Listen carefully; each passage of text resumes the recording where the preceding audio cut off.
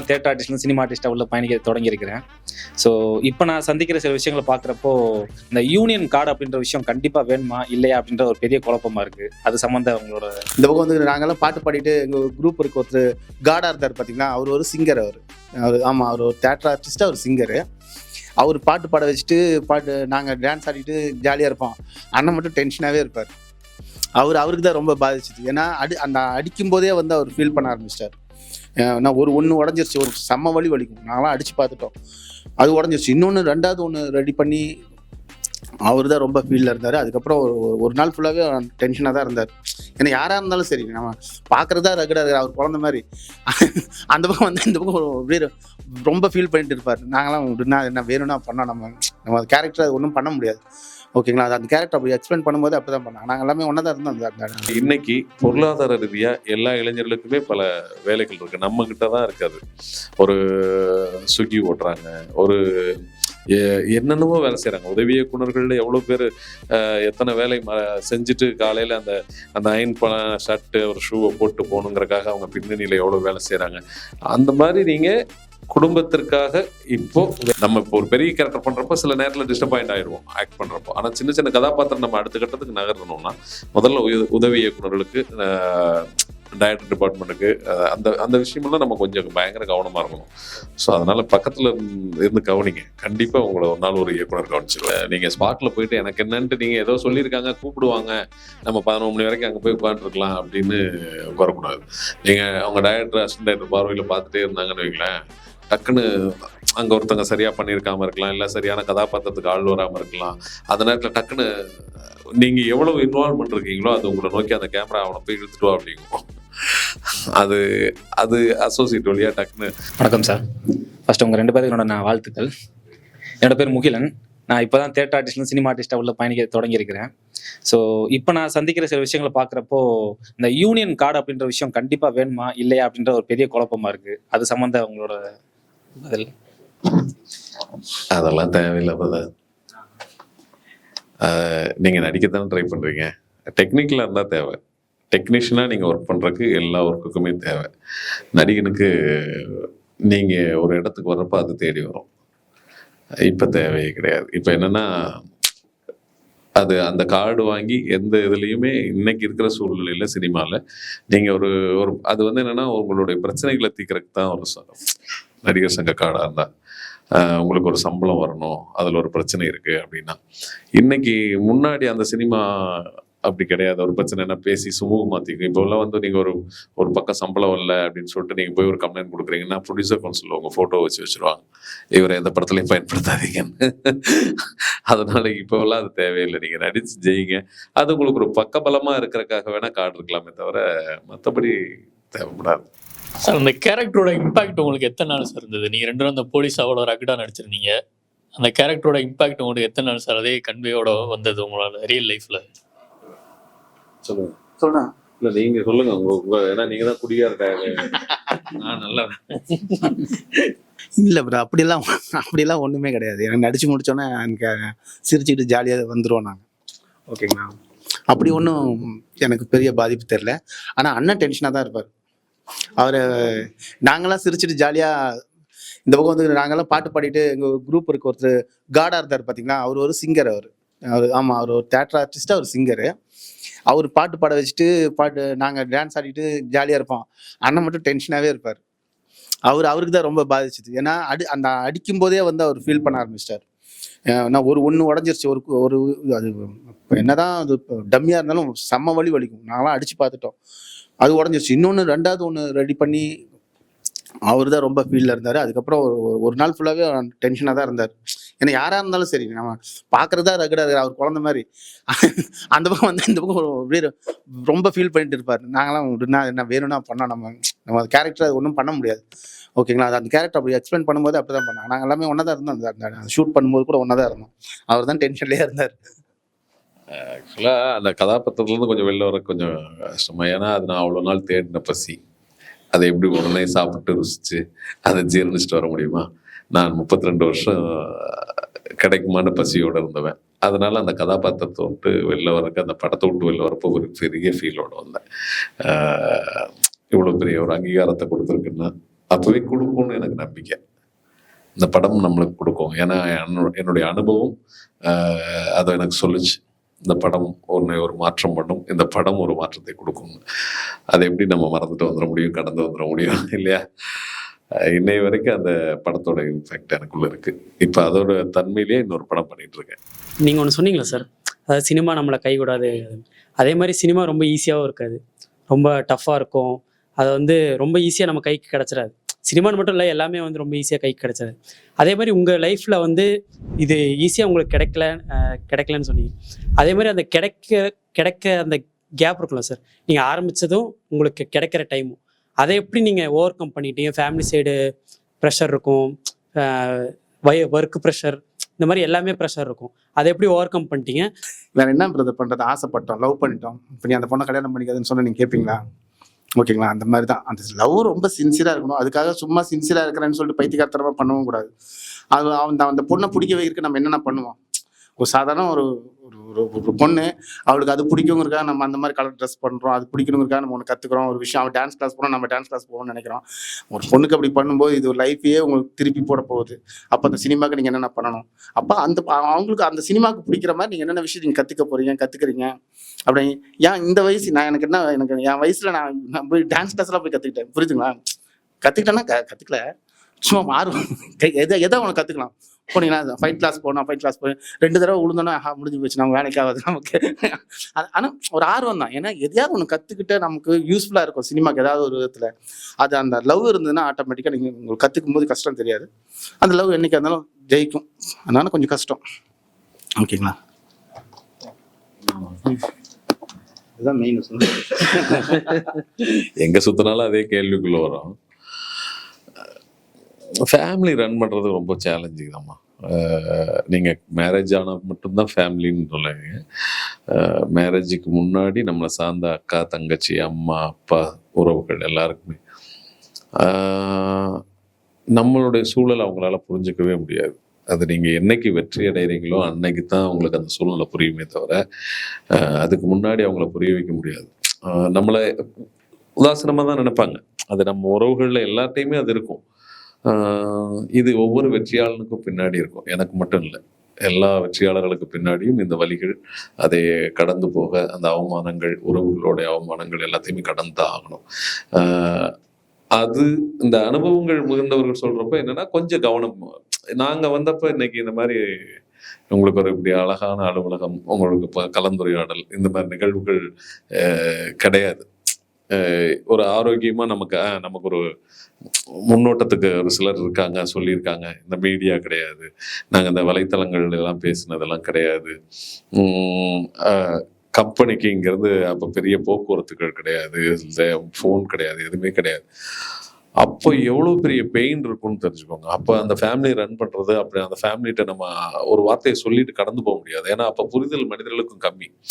ஏன்னா விளக்கு பகுதியே இல்லாத ஒரு காலகட்டங்கள்ல நீங்க ஒரு தொலைக்காட்சி பெட்டியே நீங்க எவ்வளவு தூரத்துல இருந்திருக்கும் ஒரு வீட்டுலன்னு தெரியும். ஒரு டெலிஃபோன் எவ்வளவு தூரத்துல இருந்திருக்கும். அப்படிப்பட்ட காலத்துல ஃபேமிலி எல்லாம் ஜமாளிக்கிறது ரொம்ப, அவங்கள்ட்ட சொல்லி அவங்கள புரிய வைக்கிறது ரொம்ப கஷ்டம். ஆனா இன்னைக்கு பொருளாதார ரீதியா எல்லா இளைஞர்களுக்குமே பல வேலைகள் இருக்கு, நம்ம கிட்ட தான் இருக்காது. ஒரு ஸ்விக்கி ஓட்டுறாங்க, ஒரு என்னென்னமோ வேலை செய்யறாங்க. உதவி இயக்குனர்கள்ல எவ்வளவு பேர் எத்தனை வேலை செஞ்சுட்டு காலையில அந்த அயன் ஷர்ட்டு ஒரு ஷூவை போட்டு போகணுங்கிறக்காக அவங்க பின்னணியில எவ்வளவு வேலை செய்யறாங்க. அந்த மாதிரி நீங்க குடும்பத்திற்காக இப்போ வேலை வாய்ப்புகள் பெருகி இருக்கு. அதை பயன்படுத்திட்டு ட்ராவல் பண்ணுங்க. அதுக்காக ஒருத்தவங்க சொல்லுவாங்க அதுலயும் போனேன்னா நீ வர முடியாது அப்படின்னு. அப்படிலாம் எதுவுமே கிடையாது. நம்மளுடைய எண்ணமும் தொலைநோக்கு பார்வையும் சரியா இருந்தா எந்த வேலையில இருந்தாலும் அந்த பார்வை நம்மளுடைய இலக்கை அடையும். அதான் உண்மை. உங்க 2 பேருமே ஆக்சுவலா ஆன் ஸ்கிரீன்ல பாத்தீங்கன்னா நெகட்டிவ் ஷேட்லயே காமிச்சிருக்காங்க. என்னைக்குன்னா ஒரு நாள் வந்து உங்களுக்கு யாருன்னா வந்து பாசிட்டிவான ஒரு ரோல் சொல்லி, இல்ல என்னால இதை பண்ண முடியாது, என்னை பீப்புள்ஸ் வந்து இதே மாதிரி பாத்துட்டாங்க, ஸோ நான் இதே மாதிரியே பண்ணிடுறேன் அப்படின்னு சொல்லியிருக்கீங்களா? நடிகன் அப்படி சொல்லவே மாட்டான். இல்ல, நீங்கெல்லாம் இருக்கீங்க, பார்வையாளர்கள் இன்னும் பார்க்க போறவங்க எல்லாம் இருக்காங்க. கண்டிப்பா ஒரு நடிகனுக்கு அந்த இலக்கோட பயணிக்கவே மாட்டான்.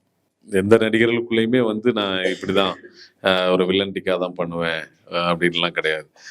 நீங்களும் இயக்கிட்டு இருக்கீங்க, நானும் அதுக்குதான் கேட்டேன். ஏன்னா எல்லாம் நீங்க 2 பேருமே ஒரு ரா ஷேட்ஸாகவே பண்ணிட்டு இருந்தீங்க. இப்போ சப்போஸ் ஒரு புது இயக்குனர் வந்து உங்க 2 பேர்கிட்ட சொல்றாரு, அது நானாவே இருக்கட்டும்னு வச்சுக்கோங்க, உங்களுக்கு நீங்க பண்ணதுலே ஆப்போசிட்டான கேரக்டரா சொன்னா அக்செப்ட் பண்ணுவீங்களா? கண்டிப்பா அதுக்காகத்தானுங்க போராடுறோம். நீங்க அதே கதாபாத்திர பேட்டர்ன்லயே பண்ண முடியாதுல்ல. நான் இப்பவே வந்து இந்த இன்ஸ்பெக்டர் ரோல் வந்து இன்னொரு படம் இப்போ சமீபத்தில் ஒரு படம் மறுபடியும் பண்ணேன். அதோடைய இந்த பாயிண்ட் ஆஃப்ல தான் இருக்கும். பட் அது கொஞ்சம் எக்ஸ்ட்ரா பர்ஃபார்மன்ஸ்க்கு கொஞ்சம் இடம் கிடைச்சது, அதை பண்ணேன். அடுத்து நான் அதை பண்ண மாட்டேங்கிற ஒரு முடிவில் இருக்கேன். இல்லை அடுத்து நான் ஆப்போசிட்டா, ஏன்னா நான் ஒரே மாடலில் ஒரே மோட்ல பண்ணிட்டு இருந்தேன்னா அது சரியான கலைஞனுக்கான அங்கீகாரம் கிடையாது. அந்த 2 படத்தோட கடந்து போயிடுவாங்க. இப்போ நீங்க ஒரே மாதிரி படம் பண்ணுவீங்களா? பண்ண மாட்டீங்கல்ல. நாங்கள் நடிகர்களும் ஒரே மாதிரி பண்ண மாட்டோம். எங்களுக்கு கதாபாத்திரத்தை மாற்றுங்க. உங்களை மாதிரி ஆட்கள் வந்தது நாங்கள் மாறிடுவோம். தேங்க்யூ. இந்த 2 பேர்த்துக்கு என்னோட பாராட்டுக்கள். ரொம்ப தத்ரூபமாக இருந்தது நடிப்பு. Sir 2 question. ஒன்று, இப்போ ஸ்கிரிப்ட் டிஸ்கஸ் பண்ணும் போது பார்த்தீங்கன்னா ஒரு விஷயம் சொல்லியிருப்பாங்க, புக்கில் இருக்கிறதோ உங்ககிட்ட டெலிவர் பண்ணுற கண்டென்ட்டோ. பட் ஸ்பாட்டில் போனதுக்கப்புறமா அந்த டெலிவர் பண்ண மாதிரியே அந்த இடத்துல சில சமயம் அந்த நடிப்பை வெளிப்படுத்த முடியாத சூழல் இருக்கும். அந்த மாதிரி ஏதாச்சும் ஸ்பாட் இம்ப்ரவைசேஷன் இருந்ததா இந்த படத்தில் உங்கள் 2 பேரோட ரோலுக்கு? இது மொதல் கொஷின். இல்லை அப்படிலாம் எதுவுமே இல்லை. அவங்க பக்கா பிளான், எல்லாமே பிளான் தான். ஏன்னா செட்டுங்கிறனால அங்கே பிரச்சனை இல்லை. நான் கொடைக்கானலில் ஷூட் பண்ணும்போதும் சரி, எல்லாமே பிளான் தான். அவங்க வந்து ஒரு வருஷமாக அதோடய ட்ராவல் பண்ணுறாங்க. அவங்க குணா கேவுக்குள்ளாரியே வந்து டைரக்டர் அந்த டீம் வந்து கிட்டத்தட்ட 1 மாதம் இங்கே கொடைக்கானல்லே இருந்து டெய்லியும் போய் உள்ளே போய் பார்த்துட்டு வந்துட்டு அந்த மாதிரி இருந்தாங்க. அதனால் என்னென்ன பண்ணணுங்கிறது அவங்களே உள்ளே வந்து கேமராமேனும் டைரக்டரே பெருசாக டிஸ்கஷன் பண்ண மாட்டாங்க. ஏன்னா அவங்க எல்லாருக்குமே பிளான் இருக்குது. இங்கே தான் வைக்கணும், இந்த ஆங்கிள் இங்கே வைக்கணும், இந்த சீனுக்கு இங்கே வைக்கணும் அப்படின்னு சொல்லிட்டு பிளான் இருந்துச்சு. அதனால் அது எந்த ஒரு மாற்றம், சின்ன மாற்றம் கூட இல்லை. பண்ணுனதை கட் பண்ணி தூக்கி வேணான்னு சொல்லி போட்டாங்களே ஒழிய ஒவ்வொரு சீன் அந்த மாதிரி தான் இருந்தது ஒழிய மற்றபடி எதுவுமே பெரிய சேஞ்சஸ் எல்லாம் ஒன்றுமே கிடையாது. ஒரு சில டைலாக் மட்டும் அண்ணனே வேணான்னு சொல்லிட்டார் வாலண்டரியா, மற்றபடி வேறு எதுவுமே கிடையாது. இன்னொரு கேள்வி சார். இப்போ மியூசிக் வந்து ஒரு ஒரு மூவியில் வந்து ஒரு முக்கியமான அங்கம். ஸோ இப்போ டைரக்ஷனில் பண்ணுறவங்க ஆக்டர்ஸ்க்கு வந்து அந்த மூட் பில்ட் ஆகிறதுக்கு அந்த மியூசிக் போட்டு சில சமயம் நடிக்க வைப்பாங்களா? இந்த மாதிரி இப்போ ஃபார் எக்ஸாம்பிள் மஞ்சுமல் வாய்ஸ்லேயே சொல்லணும்னா, அந்த குகையிலேருந்து வெளியில் வரும்போது கரெக்டாக ஜானகி அம்மாவோட அந்த பாட்டு சீக்வன்ஸ் வரும். ஸோ இப்போ அந்த பாட்டோட நாங்கள் அந்த படத்தை கேட்கும் போது எங்களோட ஆட்டோமேட்டிக்காக எங்களுக்கு அந்த உணர்வு வந்துடுது. அதை ஷூட் பண்ணுறப்ப அதே மாதிரி தான் நடந்ததுங்களா, இல்லை சீன் மட்டும் நீங்கள் எடுப்பீங்க அதை சாங் மேட்ச் பண்ணுறது அந்த மாதிரி தான் இருக்கும்? இல்லை, எங்களுக்கு சொல்லவே இல்லை சாங் இருக்கும் அப்படின்லாம் சொல்லலை. ஒரு விஷயம் இருக்குன்னு தெரியும், பட் ஆனால் சாங்கு இந்த மாதிரி இருக்கும் அப்படின்னு சொல்லவே இல்லை. ஆனால் நீங்கள் சொல்கிற பாயிண்ட் கரெக்ட். நான் உரிடி 2 பண்ணும்போது அந்த ஒரு உரிடி 2 படம் பார்த்தீங்களா, விஜயகுமார் சார், அது அந்த ஒரு சீனெல்லாம் வரும். அந்த விசவாய் வந்ததுக்கு அப்புறம் ஒரு சீக்வன்ஸ்லாம் வரும். எல்லாரும் அழுது ஒரு மாதிரி டெத்தெல்லாம் ஆகிட்டு இருக்கும். அந்த மாதிரி இருக்கும். அப்போ எல்லாமே வந்து பேக்ரவுண்டில் ஒரு சாங், ஏஆர் ரஹ்மான் சாங் ஒன்று ஓடிட்டே தான் இருக்கும். ஓகேங்களா? ஏன்னா அந்த மூடை வந்து அப்படியே வச்சுட்டு இருக்காங்க. அது ஏன்னு கேட்டிங்கன்னா ஜூனியர் ஆர்டிஸ்ட் நிறைய ஆர்டிஸ்ட் இருந்தாங்க. எல்லாருக்குமே அந்த ஒரு வைப் இருக்கணும், அந்த ஃபீலோட எல்லாருமே இருக்கணுங்கிறதுக்காக மோஸ்ட்லி அது 75% அதெல்லாம் சாங் ஓடிட்டே தான் இருக்கும் அந்த படத்தில். ஓகே, ஒவ்வொருத்தரும் ஒவ்வொரு மாதிரி. இங்கே வந்து சொல்லவே இல்லை. ஏன்னா உங்களுக்கு எல்லாமே எங்கே கட் பண்ணணும்னு கொண்டு எல்லாமே பக்கா பிளான். எடிட்டிங் டேபிளில் போய் மாற்றுற மாதிரியான சீக்வன்ஸ் எல்லாம் எதுவுமே பண்ணலை. டைரக்டருக்கு அந்த ஸ்கிரிப்ட் அப்படியே கிளியராக இருந்தது. அதனால சின்ன சின்ன ரியாக்ஷன் கூட வந்து இது போதும் அப்படிங்கிற அளவுக்கு தெளிவாக இருந்தாங்க. சரி நல்லா இருக்குதே அப்படிங்கிறதுக்காகலாம் வச்சுக்கவோ எடுத்துக்கோலாம் கிடையாது. ஓகேங்களா? ஏன்னா நான் நடிப்புக்கு தான் சார் ட்ரை பண்ணிட்டு இருக்கேன். நான் ஒரு தியேட்டர் ஆர்டிஸ்ட் தான். ஸோ உங்களோட அனுபவங்கள் வந்து ரொம்ப இப்போ இது வரைக்கும் அப்சர்வ் பண்ண விஷயத்துல ரொம்பவே ஒரு இன்புட் இருந்தது. ஏன்னா நம்ம வந்து நினைச்சிட்டு இருப்போம் அந்த மியூசிக்கோட அதை நடிக்கும் போது, இப்போ நம்ம ப்ராக்டிஸ் பண்ணும் போதுமே மியூசிக் வச்சுட்டு அந்த சீக்வன்ஸை ப்ராக்டிஸ் பண்ணும்போது ஒரு ஃபீல் வரும், ஒரு எக்ஸ்பிரஸ் பண்ணுவோம் ஒரு சீனை. இதே அது இல்லாமல் நடிக்கும் போது ஒரு டிராஸ்டிக்காக வேற ஒரு டிஃப்ரென்ஸ் வரும். ஸோ அதை அந்த மாதிரி ப்ராக்டிஸ் பண்ணுறது ஒரு நல்ல விஷயமா இல்லை வந்து தவிர்த்துக்கணுமா அப்படிங்கிறதுக்காக? இல்லை இல்லை, உங்களுக்கு அது நமக்கு எல்லா இடத்துலையும் எல்லா சௌகரியமும் கிடைக்காது. ஓகேங்களா? மியூசிக் நம்ம மைண்டுக்குள்ளே இருக்கும் ப்ரோ. நீங்கள் பர்ஃபார்ம் பண்ணணும்னு ஆசைப்படுறீங்களோ அதுக்கான மியூசிக் பர்ஃபார்மன்ஸும் மேக்ஸிமம் நீங்கள் வந்து மியூசிக்கும் ஒரே வேவ் லென்த் தான். புரியுதுங்களா? எதோ ஒன்று நீங்கள் அதிகமாக ஒரு இன்ஸ்ட்ருமெண்ட் அதிகமாக பண்ணீங்களாலும் உங்கள் பர்ஃபார்மன்ஸ் காட்டி கொடுத்துரும். இது வேண்டாம் இந்த இடத்துல அப்படிங்கிற மாதிரி. மியூசிக் தான் அது மனசுக்குள்ளே ஓடிட்டே இருந்தாலே போதும், அது பண்ணணும்னு அவசியம் இருக்காதுன்னு நினைக்கிறேன். நன்றி சார். ஃபியூச்சர் ப்ராஜெக்ட்ஸ்க்கு வாழ்த்துக்கள். பிரதர், நான் உங்களுக்கு தான் நீங்கள் நடிகராக முயற்சி பண்ணதுனால சொல்கிறேன். நானும் அதை சொல்கிற அளவுக்கு இன்னும் பக்குவப்படலை. இன்னும் பயணிச்சிட்ருக்கேன். இன்னும் வெகு தூரம் இருக்குது. கலைக்கு எல்லையே கிடையாது. அது மாதிரி நானும் இன்னும் இப்போ தான் ஃபஸ்ட் ஸ்டெப். இன்னும் எவ்வளோ இருக்குது. நான் இந்த ஸ்டெப்புக்குள்ளே இருக்கிற விஷயத்தான் சொல்கிறேன். இந்த முதல் படியில் இருக்கிற அனுபவத்தை வச்சு தான் பேசுகிறேன். நீங்கள் ஸ்பாட்டில் இங்கே ஒன்று டயலாக் போர்ஷன் எழுதிட்டு வருவாங்க. அங்கே வந்து வாய்மொழி வார்த்தைக்காக டக்குன்னு மாறும். அதுக்கு நம்ம ரெடியாக இருக்கணும். நடிகனா நம்ம அதுக்கு தயாராக இருக்கணும். ஆன் ஸ்பாட்டில் டயலாக் எல்லாமே மாறிடும். நீங்கள் வெற்றிமாறன் சார்ட்ட எல்லாம் பார்த்தீங்கன்னா எல்லாமே நடித்து முடிச்சு நீங்கள் ஸ்க்ரீனுக்கு வர்றதுக்கு முன்னாடி டப்பிங்கில் வந்து அப்படியே அந்த சீன் மொத்தமாகவே மாற்றிடுவார். இங்கே என்ன சீன் எடுத்தாங்களோ அந்த சீனை வந்து நீங்கள் ஒன்று பேசியிருப்பீங்க, அது அத்தனையே அந்த கதையில் சம்மந்தம் இல்லாத வேற ஒரு கதைக்கு மாற்றிடுவார். அந்த அளவுக்கு டப்பிங் வரைக்கும் மாற்றிடுவார். இப்போ நீங்கள் சொன்னீங்கல்ல அந்த அந்த இதுக்கு உதாரணமாக என்னென்னா பாலானன்ட்ட பரதேசி படமெல்லாம் வந்து பார்த்தீங்கன்னா பேக்கில் ஒரு மியூசிக் போயிட்டே இருக்கும். 2-4 பக்கம் ஸ்பீக்கர் வச்சு ஒரு மியூசிக் போயிட்டு இருக்கும். ஏன்னா அந்த கதையோட மூடே வந்து அந்த மலை பிரதேசங்களில் அந்த மலைவாழ் மக்களோட எப்படி இருக்குங்கிறதுனால அது சில படங்கள்ல இருக்கும். நம்ம வந்து அந்த மைண்ட் செட்டப்லேயே இருக்கக்கூடாது. நம்ம போனோமா, டைலாக் கொடுத்த டைலாக்கே மாறுதா, டக்குன்னு ரெடி சார். அந்த ப்ராப்பர் ஒரு நடிகனுக்கு ரொம்ப முக்கியம். தேங்க்யூ. நெக்ஸ்ட்டு சொன்னீங்கல்ல இப்போ உரியடி நடிச்சு, ஸோ இதுக்கு முன்னாடி உரியடி வந்து சின்ன ரோல் பண்ணியிருந்தீங்க, இதில் அதோட கொஞ்சம் பெட்டரான ரோல். ஸோ அந்த மாதிரி அதே மாதிரி அண்ணனும் இந்த மாதிரி முன்னாடி கைதியில் ஒரு சின்ன ரோல் பண்ணியிருந்தீங்கன்னு நினைக்கிறேன். அதே மாதிரி முண்டாசு பட்டிலையும் ஒரு சின்ன ரோல் பண்ணியிருந்தீங்க, கரெக்டாக? ஓகே. ஸோ அந்த மற்ற இயக்குனர்களோட நடிப்பு அனுபவம் அந்த இப்போ இருந்ததுக்கும் என்ன டிஃப்ரென்ஸு அப்படின்றத சொல்லுங்க. அதாவதுங்க, பயம் இல்லாமல் இருக்க அந்த இயக்குனர்களுக்கும் என்னன்னா ராம் சார்ட்ட பயம் கிடையாது. யார் முண்டாசுப்பட்டி ராம் சார்ட்ட பயம் கிடையாது. காமெடிங்கிறத தாண்டி ஒரு டைரக்டருக்கும் ஒரு நடிகருக்கும் பயம் இருக்கக்கூடாது. அது நம்ம தமிழ் சினிமாவில் எல்லா சினிமாலையுமே இருக்கா என்னன்னு தெரியல. நம்ம அனுபவம் இங்கேங்கிறதுனால நாங்கள் வந்த காலகட்டங்களில் எங்களுக்கு ஒரு பயம் இருந்துகிட்டே இருந்தது. இப்போ அது கிடையாது. அதே ஒரு நல்ல டக்குன்னு ஒரு நடிகனுக்கு ஈஸியாக கனெக்ட் ஆகிக்க முடியுது. அப்போம்னா நாங்கள் டைரக்டரை பார்த்தா ஒரு பயம், மரியாதை இதெல்லாம் இப்பவும் இருக்கு. பட் இப்போ மரியாதை கலந்த அன்பு இருக்கு, மரியாதை கலந்த பயம் இல்லை. ஸோ அது இப்போ வர்ற எல்லா இயக்குனர்கிட்டையுமே இருக்கு. அப்போ ஒரு நடிகன் ஈஸியாக கனெக்ட் ஆகிக்கலாங்கிறதுக்கு அதுதான் காரணம். ஓகே. கைதியோட அனுபவம். கைதி லோகேஷ் சார் ஷார்ட் ஃபிலிம் காலத்துலேருந்து எனக்கு தெரியும். நானும் சேர்ந்து எல்லாமே நீர் அந்த மாதிரி ஷார்ட் ஃபிலிம் பண்ணுறப்போ லோகேஷ் டீமும் ஷார்ட் ஃபிலிம் பண்ணிட்டு வந்தவங்க. அப்போ தெரியும். திடீர்னு கூப்பிட்டு கிடைக்கப்பட்ட வாய்ப்பு, ஒரு நல்ல வாய்ப்பு. அதான் இப்போ சொன்னேன், திடீர்னு அங்கே எழுத்து மொழியாக ஒன்று எழுதிட்டு வருவாங்க. அங்கே வர்றப்போ வாய்மொழி வார்த்தைகளுக்காக சில இடங்கள் வசன காட்சிகள் வர்றப்போ உடனே மாற்றுவாப்புல.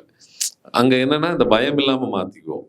அந்த இயக்குனர் வேற ஒரு இயக்குனர்னா ஒரு பயம் இருக்கும். இப்போ வெற்றி அண்ணன்ட்ட எல்லாம் கொஞ்சம் பயம் இருக்கும், பாலா சார்ட்ட கொஞ்சம் பயம் இருக்கும். ஆனால் அந்த பயம் என்னன்னா நமக்கு சின்ன சின்ன தவறுகள் பண்ணிடுவோம் நம்மள அறியாம.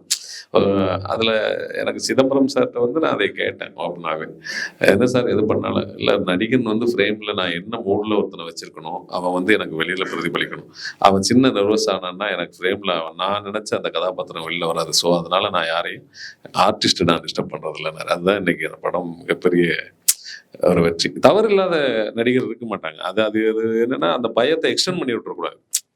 ஓகே. அது இல்லாட்டி நடிகன் ஈஸியாக நடிச்சுட்டு வந்துடுவார் நல்லா. ஓகே. உரியடி டூ மஞ்சுமல் அந்த அனுபவம். எனக்கு உரியடி 2 வந்து ஃபர்ஸ்ட் படம். உண்மையிலுமே எனக்கு ரொம்ப பயமாக தான் இருந்தது. நான் அதில் ஏடியாவும் நான் ஒர்க் பண்ணியிருந்தேன். அப்படி இருந்தாலும் என்னோட டேக் நம்ம ப்ரிப்பேராக இருக்க முடியாது. ஒரு ஆர்டிஸ்ட்டுக்கு ஒரு பெரிய விஷயம் என்னென்னா டைலாக் என்ன, ஏன்னா நிறைய வந்து டெக்னிக்கல் டைலாக், நம்ம மாத்திர மாதிரியான டைலாக்லாம் எதுவுமே கிடையாது. எல்லாமே அது டெக்னிக்கலான ஒரு அந்த கெமிக்கல் வார்த்தை இதெல்லாமே இருக்கும். நமக்கு இங்கிலீஷ் சுட்டு போட்டாலும் வராது. அதில் எல்லாமே நான் புதுசாக கேட்குற வார்த்தை, அந்த கெமிக்கல் வார்த்தைலாம். எனக்கு அந்த பயம் இருந்தது, ரொம்ப இருந்தது. ஆனால் என்ன பிரச்சனைனா ஏடியா ஒர்க் பண்ணிகிட்டே இருப்போம். திடீர்னு யாராவது ஒருத்தர் லேட் ஆகிற மாதிரினா என்ன சார் காஸ்டியூம் போட்டு வானா அப்படின்றாரு. ஓடி போய் ப்ரிப்பேரே இல்லாமல் டக்குன்னு ஓடி போய் நிற்கணும், அந்த மாதிரி இருந்தது. பட் எனக்கு கொஞ்சம் ஸ்கிரிப்ட் கொஞ்சம் முன்னாடியே தெரிஞ்சனால தப்பிச்சிட்டேன்.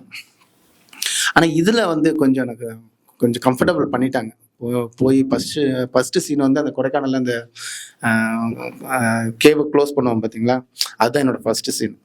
அந்த ஃபஸ்ட்டு சீன் பண்ணும்போது ஃபஸ்ட்டு சீன் பண்ணுற வரைக்கும் உண்மையாலுமே ரொம்ப பயமாக இருந்துச்சு. ஏன்னா மலையாளம் புது இண்டஸ்ட்ரி, நமக்கு யார் என்ன எதுவுமே தெரியாது. ஃபோனில் பேசுனதோட சரி, எனக்கு பெருசாக முகம் கூட எனக்கு ஞாபகம் இல்லை. வீடியோ கால் பண்ணோம் டைரக்டர் கூட, ஆனால் எனக்கு முகம் கூட சரியாக எனக்கு ஞாபகம் இல்லை. அவரோட முன்னாடி படம் என்னன்னு கூட எனக்கு தெரியாது. ஆனால் அந்த படம் பார்த்துருக்குறேன்.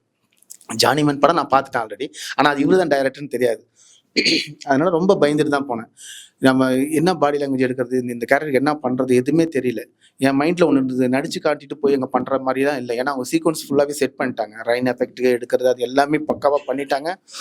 பண்ணதுக்கப்புறம் தான் நம்மளை கூப்பிட்றாங்க. நம்ம போனால் இதுதான் டைலாக், இதை பேசணும்னா நீங்கள் டோர் ஓப்பன் பண்ணிட்டு வெளில வரணும், இங்கே ஒருத்தர் இருப்பான், பேசிட்டு நீங்கள் கேவை க்ளோஸ் பண்ணணும் அப்படின்னு சொல்கிறேன். உண்மையாலுமே உச்சக்கட்ட பயமாக இருந்தது. ஆனால் மைண்டுக்குள்ளார ஒரு ஒரு தெளிவு இருந்தது, இந்த கேரக்டர் இப்படி தான் இருக்கும், இந்த கேரக்டர் இப்படி தான் பண்ணணும்னு சொல்லிட்டு ஒரு வச்சிருந்தேன். சரி நம்ம இதை பண்ணுவோம், இது பிடிக்கலன்னு சொல்லிட்டாருன்னா டைரக்டர் ஏதாவது சொன்னான்னா மாற்றிக்கலாம் அப்படின்னு சொல்கிற மாதிரி ஐடியா இருந்தது.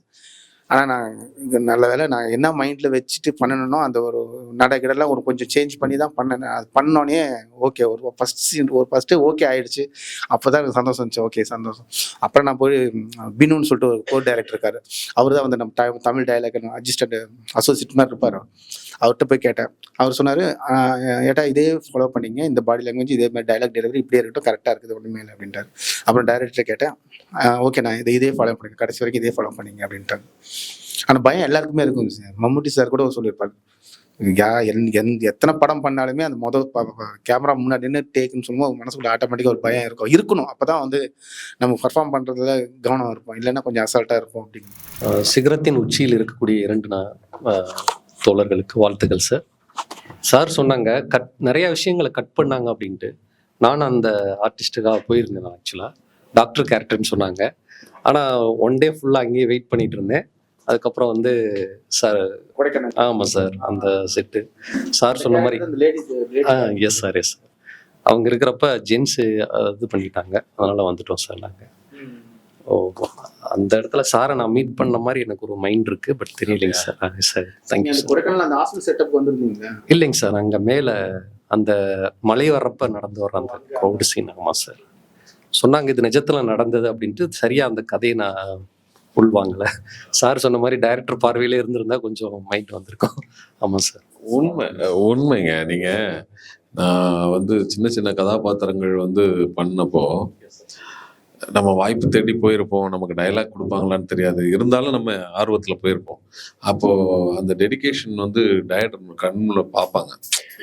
நீங்கள் ஸ்பாட்டில் போயிட்டு எனக்கு என்னன்ட்டு நீங்கள் ஏதோ சொல்லியிருக்காங்க கூப்பிடுவாங்க, நம்ம 11 மணி வரைக்கும் அங்கே போய் உட்காந்துருக்கலாம் அப்படின்னு உட்காரக்கூடாது. நீங்கள் அவங்க டைரக்டர் அசிஸ்டன்ட் டைரக்டர் பார்வையில் பார்த்துட்டே இருந்தாங்கன்னு வைங்களேன், டக்குன்னு அங்கே ஒருத்தங்க சரியாக பண்ணியிருக்காமல் இருக்கலாம், இல்லை சரியான கதாபாத்திரத்துக்கு ஆள் வராமல் இருக்கலாம். அந்த நேரத்தில் டக்குன்னு நீங்கள் எவ்வளவு இன்வால்வ்மெண்ட் இருக்கீங்களோ அது உங்களை நோக்கி அந்த கேமரா அவனை போய் இழுத்துட்டு வா அப்படிங்கும். அது அது அசோசியேட் வழியாக டக்குன்னு சார் இவர் கரெக்டாக இருப்பார் சார் அப்படின்னு. ஸோ மேக்ஸிமம் எங்கே நீங்கள் ஸ்பாட்டுக்கு போனீங்கனாலும் மேக்ஸிமம் அதை கடைப்பிடிங்க. ரொம்ப பேர்ட்டு அது இல்லை. ஏன்னா படப்பிடிப்பு நடக்கிறப்போ எங்கேயாவது போய் அரட்டை அடிச்சுட்டு உட்காந்துடுறாங்க.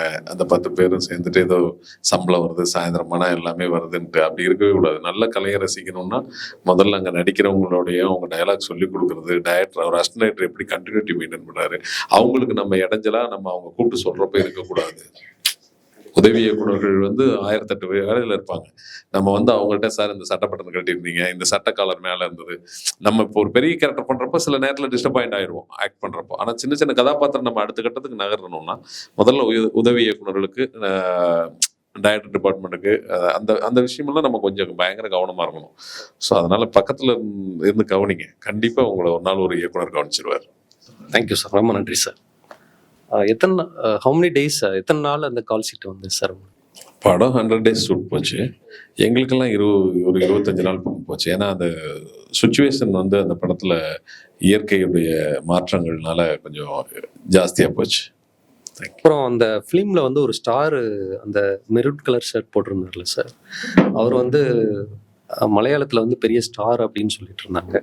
அந்த அவரோட உங்களோட கனெக்ஷன்லாம் எப்படி சார் இருந்தது? அவரோட யார் குழிக்குள்ள இறங்கி காப்பாத்துறாரு? எஸ் சார், அவர் பேர் சௌபின் சார். அவர் மேக்சிமம் அவர் வந்து 20 வருடமா சினிமா துறையில இயக்குனர், உதவி இயக்குனர், இப்படி பல பரிமாணங்கள்ல வந்தவர். அதுக்கப்புறம் ஒரு படம் இயக்கியிருக்காரு, தயாரிச்சிருக்காரு. நம்மளை போலதான் அவரும் ஒரு மிகப்பெரிய கடினமான பயணங்கள்ல வந்தவர். ரொம்ப அந்த அந்த பாதையில வந்ததுனாலயோ என்னமோ அவர் மிகப்பெரிய அன்பு செலுத்தக்கூடிய ஒரு மனிதர். எல்லார் மேலேயும் ஒரு அன்பு அக்கறை உள்ள மனிதர். ரொம்ப அவர் வார்த்தைகள் இல்லை, ஒரு பக்குவம் அதிகமா ஒரு கத்து வச்சிருக்காரு, அது மற்றவங்கள்ட்ட காமிக்கிறார். தேங்க்யூ, ரொம்ப நன்றி சார். நன்றி. Thank you sir. நீங்க ஒரு வார்த்தை சொல்லிருங்க அவரை பத்தி. சௌபின் சார் எப்படின்னு கேட்டாரு. ஆமாம் இல்லை அவங்க ரொம்ப ரொம்ப டெடிகேஷனாக இருப்பாங்க. ஏன்னா அவங்க வந்து அந்த மாதிரி பண்ணணும்னு அவசியமே இல்லை. எங்களுக்கு வந்து இங்கே கொடைக்கானலில் ஷூட் பண்ணும்போதும் சரி, கொடைக்கானலில் கூட வந்து ஐஸ் வாட்டர்லாம் நார்மலாகவே அங்கே ஜில்லுன்னு தான் தண்ணி வரும், நார்மலாக தண்ணி. பட் அங்கே செட்டில் ஷூட் பண்ணும்போது வந்து நார்மல் வாட்டர் ஊற்றுனாங்க. அப்புறமேட்டு பார்த்தீங்கன்னா அந்த ஃபீல் வரலன்னு சொல்லிட்டு ஐஸ் டியூபெல்லாம் போட்டு ஐஸ் வாட்டரே தான் ஃபுல்லாக ஊற்றுனாங்க. ஐஸ் வாட்டர் தண்ணியை எடுத்து வந்து மேலே ஊற்றி அப்படி தான் எனக்கு. ஆனால் அவர் வந்து அதை பண்ணணும்னு அவசியமே கிடையாது. ஏன்னா அவர் நிறையா நல்ல பர்ஃபார்மர். அவருக்கு நீங்கள் சுடு தண்ணியை ஊற்றினாலே அவர் குளிர் மாதிரி ஆக்ட் பண்ணுறதுக்கு அவருக்கு தெரியும். ஆனால் அவரே வந்து அதெல்லாம் வாங்கி ஊற்றிட்டு, ஏன்னா ஏசி, அது ஏசியாக இருந்தாலும் உங்களுக்கு வந்து தனி ஐஸ் வாட்டர் ஊற்றினா எப்படி இருக்கும், அந்த குளிர் அந்த அந்த எப்படி பண்ணணுமோ அந்த 10 ஆர்டிஸ்ட் என்ன பண்ணுறாங்க, அதுலேயும் புதுசாக அப்கமிங் ஹீரோஸ் எல்லாம் இருக்காங்க, புதுசாக அந்த பசங்க இருக்காங்க. அவங்களுக்கு என்ன பண்ணணுமோ அதே தான் பண்ணாங்க. அவங்களுக்கு என்ன வந்து சேர் எடுத்து அப்படி பூசணுமோ அதே மாதிரி தான் எடுத்து அவங்களும் அப்படி அப்படி பூசி, அவரே கூட எடுத்து அப்படி கீழே இருந்தால் எடுத்து அப்படி பூசிப்பார். என்ன பண்ணணும்னு சொல்ல அந்த அந்த இதெல்லாம் அவங்க கிட்ட கிடையாது. ரொம்ப எங்களையும் வந்து நல்லா பார்த்துக்கிட்டாங்க. Thank you sir. பரிச்சயமான ரோல் பண்ணுறது எப்போவுமே ஈஸியாக இருக்கும், நம்ம பண்ணிடலாம். பரிச்சயம் இல்லாத ரோல் பண்ணுறதுக்கு நீங்கள் எப்படி ப்ரிப்பேர் ஆகிப்பீங்க? ஏன்னா இது வந்துட்டு ஒரு 10 வருஷத்துக்கு பின்னாடி நடந்த ஒரு கதைனா அதில் இருக்கிற கதாபாத்திரங்களோட உடல் மொழி வேறு மாதிரி இருக்கும், டைலாக் டெலிவரி வேறு மாதிரி இருக்கும். ஸோ அதுக்கு நீங்கள் எப்படி ப்ரிப்பேர் பண்ணிக்கிட்டீங்க அப்படின்ட்டு சொல்லுங்கள் சார். அதுக்கப்புறம் உங்களுக்கு சினிமாவுக்கு வர்றதுக்கு முன்னாடி ஒரு சில படங்கள் பார்த்துருப்பீங்க, அது உங்களுக்கு ஒரு தாக்கத்தை உண்டாக்கியிருக்கும், அது உங்களை சினிமாக்குள்ளே இழுத்துருக்கும். அந்த மாதிரி ஒரு சில படங்கள் உங்களுக்கு இருந்ததுன்னா அதை பற்றி சொல்லுங்கள் சார்.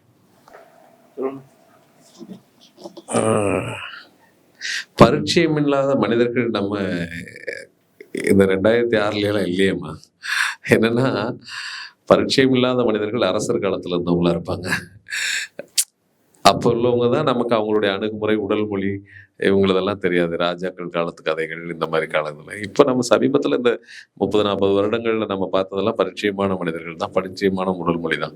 ஸோ அதில் எந்த ஒரு சேலஞ்சிங்குமே கிடையாது. அது நம்ம முன்னோர்கள் அண்ணன் இருப்பார், சித்தப்பா இருப்பார், இது அப்படி ஃப்ரெண்ட் இருப்பார், இல்லை நம்ம தாத்தா மாதிரி ஒருத்தர் பார்த்துருப்போம். ஸோ அந்த மாதிரி உடல் மொழிகளை நம்ம அதான் நமக்குள்ளே கனெக்ட் ஆகிக்கிறது தான்.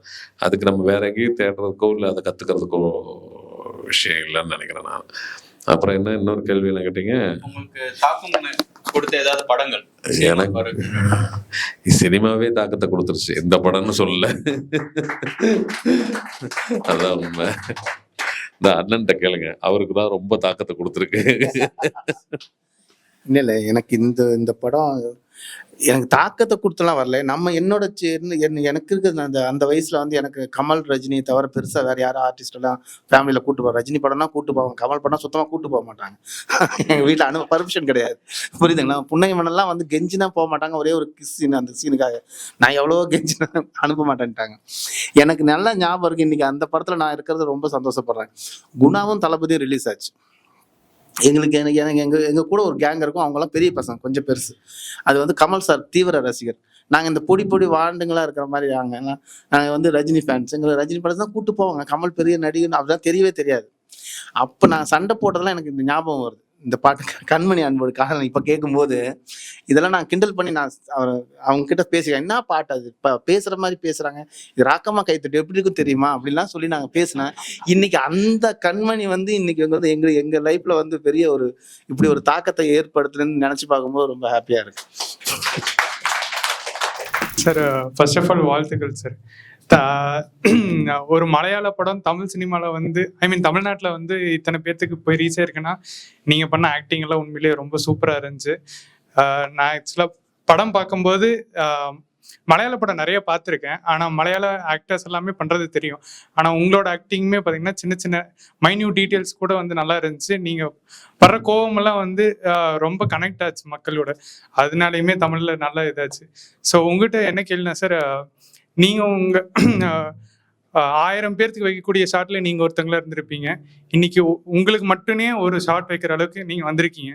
அந்த ஜேர்னிங்கில் வந்து என்னெல்லாம் வந்து கற்றுக்கிட்டீங்க, எந்த தப்பெல்லாம் வந்து பண்ணக்கூடாது அப்படிங்கிறத சொன்னீங்கன்னா இன்னும் கொஞ்சம் ஈஸியாக இருக்கும்.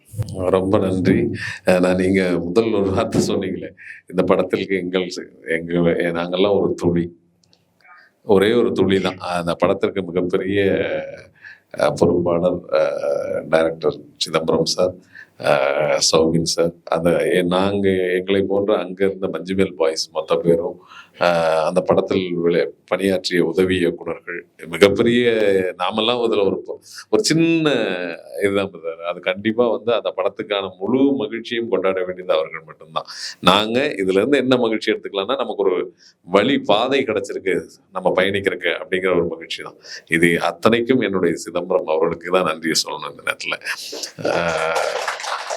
அடுத்து நீங்க இதுக்கு முன்னாடி எது தவறு பண்ணியிருப்பீங்க இதெல்லாம் கத்துக்கணும். இது என்னன்னா பிரதர், தவறு இருந்தா மட்டும்தான் சார் அதை கத்துக்க முடியும். நீங்க தவறே பண்ணாம இருந்தா உலகத்துல எந்த இதுலையும் பயணிக்க முடியாது. எல்லாத்துலயுமே தப்பு பண்ணிட்டு தான் நம்ம கத்துருப்போம். டயத்துக்கு லேட்டா போயிருப்போம், அந்த அன்னைக்கு முதல்ல வெளில அனுப்பிட்டுருப்பாங்க.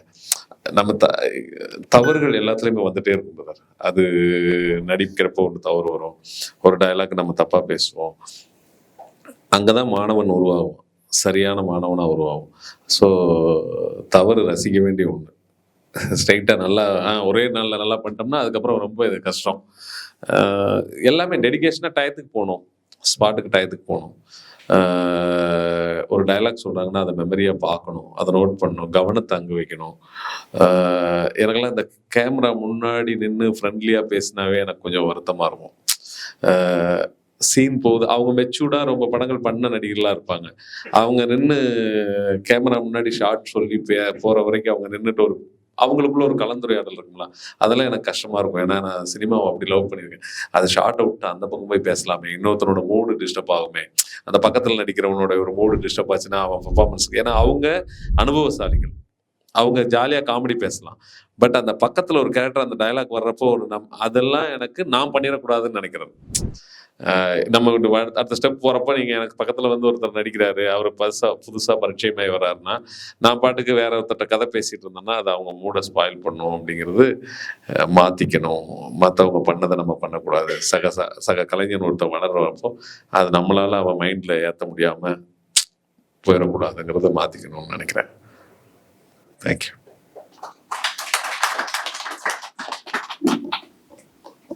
நீங்களும் அதுக்கு என்ன சொல்லிருங்க.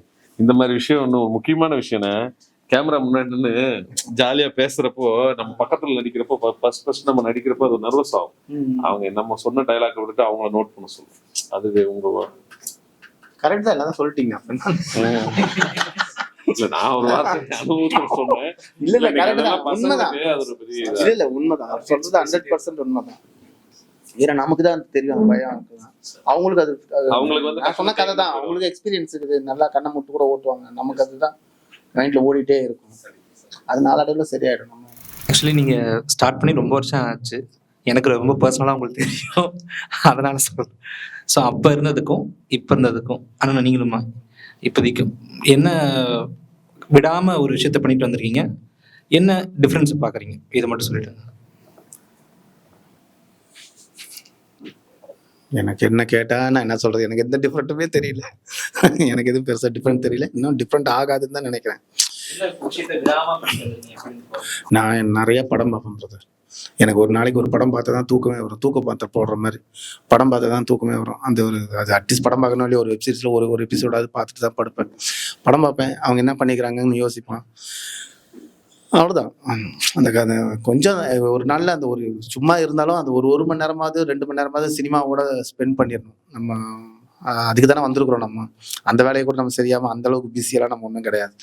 நைட்டு 12 மணிக்கு போனாலும் ஒரு அட்லீஸ்ட் ஒரு 1 ஹவருக்கு என்ன இருக்கோ அதை பார்த்துட்டு தான் நான் படுப்பேன். அதனால் எனக்கு சினிமா முடிஞ்சளவு புக்கு படிக்கிறதுக்கு நான் ஸ்டார்ட் பண்ணேன். நீங்கள் ஸ்டூடெண்ட், உங்களுக்கு தெரியும், உங்களுக்கு நீங்கள் நூலகத்தில் இருக்கிறதுனால உங்களுக்கு சொல்ல தேவையில்லை. நமக்கு படிப்பு, நம்ம டைரக்டராக இருந்தாலும் சரி, ஒரு நடிகராக ட்ரை பண்ணாலும் சரி, டெக்னீஷியனாக இருந்தாலும் சரி, உங்களுக்கு நூலகம் நிறைய கற்றுக் கொடுக்கும், நிறைய விஷயத்த கற்றுக் கொடுக்கும், மெச்சூர்ட் பண்ணும். அதனால் கம்பல்சரி நீங்கள் சினிமா பார்க்குறீங்களோ இல்லையா, அட்லீஸ்ட் ஒரு 10 பக்கமாவது படிச்சுட்டு படுங்க. அது உங்களுக்கு நிறைய விஷயத்த சொல்லித்தரும்.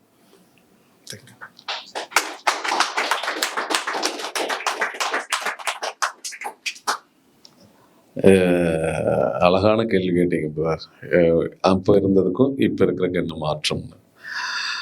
அப்போ நான் டீ கடை சுற்றி வர்றப்போ புதுசாக வர்றவங்கள்ட்ட இதை பகிர்ந்துக்குவேன்.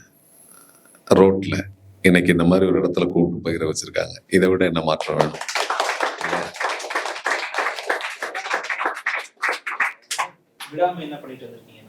எப்படி எப்படி இதுக்காக விடாம என்ன முயற்சிகள்?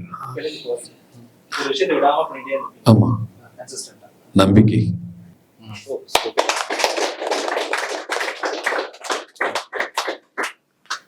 ரொம்ப நன்றி. சாலிகிராமம் போன்ற பகுதிகளில் மீட் பண்ணியிருக்கோம். ஆனால் நமக்கு இந்த கலந்துரையாடல் சரியாக அமைஞ்சிருக்காது. இன்னைக்கு இதையெல்லாம் ஏற்படுத்தி கொடுக்குறாங்க. இது யாரையும் துவண்டு போகக்கூடாது அப்படின்னு நினைக்கிற நம்ம அருமை தோழர் அவருக்கு உண்மையிலே வாங்க தோழர்.